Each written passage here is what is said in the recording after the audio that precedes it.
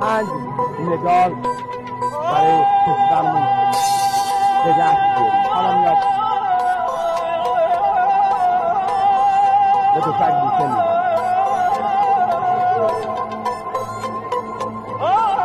خب بینندگان عزیز، اینجا بدون اینکه پیش‌بینی بشود رسول خادم در نهایت تعجب برای همیشه کشک خشکی و چهارگوشی کشک خشکی رو می‌بوسه و در موقعی که باز این جوان می‌تواند برای خشکی ما سودمند باشد و مفید به فایده واقع گردد، حالا کشک را بوسه می‌زنه. عباس جلیلی همرنگ و نزد او میاد و بسیار ساده و بی‌آلایش این کار انجام میده.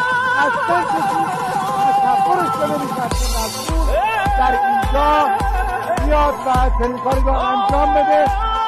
دوستانش میان و او رو سر دست بلندش میکنن، منتها همه این کارها در نهایت تواضع و در نهایت سادگی انجام میگیرد.